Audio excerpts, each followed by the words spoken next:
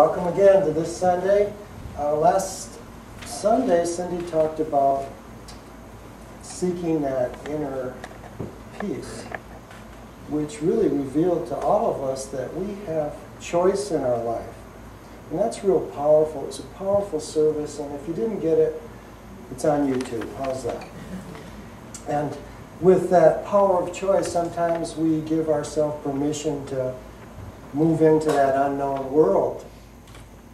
We do have choice, and it's our free will to choose. So this morning I'm going to talk about the power of changing our words. So the power of a choice is entertain that thought. I can change. I really want to do this. I'm tired of this. So a lot of times we don't even listen to the words that we're speaking. They're just automatic. And our words are powerful. The words in all our songs this morning I picked because the words, it showed us, it demonstrated that when we speak words, they are energy. Words are creative. God is love. I am love. I must be loving. God is peace. I am peace. I must be peaceful. See, when we begin to speak words consciously with awareness, we attune or align with the vibration of that word. And that allows that power to flow through us to lift us, to allow us to change. That's the power of changing our words. We change our words, we change our experience. And the way to really experience that is to begin to do it. So I wanted to go over just some foundation on how powerful the word is.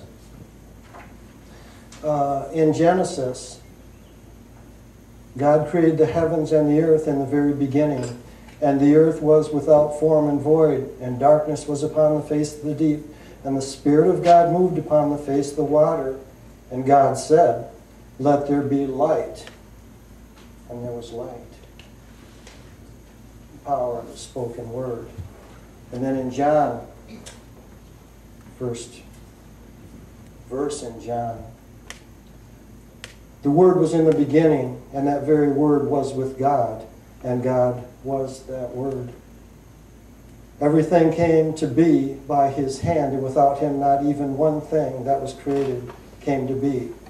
The life was in Him, and the life is the light of all men. The Word. In the beginning was the Word. And in both sentences, it's creative. And that should just give us a clue on how powerful our words are. Our words are creative. Let there be light, and there was light. The light that lighteth every man, every woman that comes into the world. See, we are part of that creation. We are the light. And as we begin to claim it and speak it, that aligns us with that greater light. Then our expression, our manifestation, our experience is of that. That brings us into that place of perfect peace and harmony. So words are sounds. A definition of sound that I like. Sound, the wave of consciousness or awareness that is constantly creating. Constantly creating. Life source. So, how powerful do you think your words are? Very, very powerful. We create with our words. I want to share a story, kind of talks about the power of word. There was an old chief who needed to test a young man who he had chosen to succeed him as leader of the tribe. And he asked the young man to prepare 2 meals for him. The first to contain the very best that life had to offer, and the second meal to contain all the worst. On the day of the first meal, a delicious plate of sliced cow tongue and vegetables was presented to the chief, and he was happy and he ate it, and he goes, "Wow, this is delicious. Why'd you choose the tongue?" The tongue is one of the finest parts of our being. It can speak words of truth that can help our people grow and prosper. The right words can give them courage, and it can bolster their integrity. Tongues can speak of love and harmony that can hold our village together. The chief was pretty pleased with that. Sounds pretty good, doesn't it? And so he couldn't wait till the next meal to come. So the next day, the young man prepares a plate of food, and it was identical to the first plate.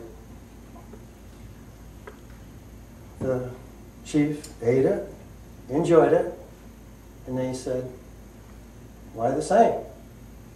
And the young man says, "The tongue can be the best part of us or the worst. The tongue can speak words of anger and discouragement and tear people down and rob them of hope. It can weave deceit. It can speak untruth and cause disharmony. The tongue, more than any weapon, can destroy our village." And the chief was pleased and impressed with this young man, and he knew that he had chosen a wise young man to be his successor. Our words are forces that are constantly creating. We all know this. We have all bitten our tongue at one time or another, haven't we? Because we knew if we spoke that word, it would get us in trouble or hurt someone or just wouldn't serve the highest good for anyone. A lot of times we don't understand the power of our words. We've got this stream of thought going through and our emotions are flowing and we just blurt out before we know what we're saying. And then we might say, "I'm sorry, I didn't mean that." But you know what? We can never take our words back. We can never take our words back. We can say, "I'm sorry," and we can take the whip and lash ourselves and pay penance for them. But we've cast them out. And so what we have to do is begin to really monitor, the words that we speak. Because they are powerful, our words create their vibration. They're that sound force of the universe. There's a scientific study, it's called semantics.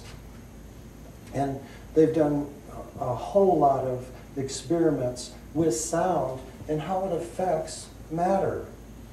And they can take sounds and project it under plates that might have granules of sand, and they'll create different patterns. Different patterns. It's taking sound and creating form with it.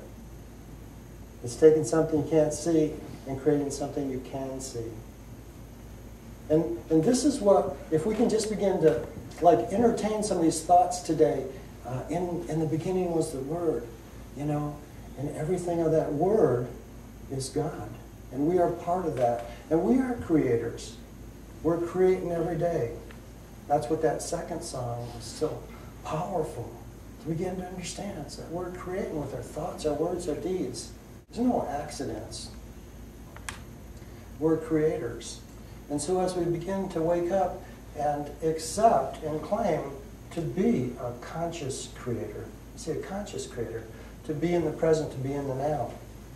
And so I love the time we live in now because science and spirituality is just getting closer and closer, and the unknown is being taken away. We're being moved into the knowingness of life. We create with our words.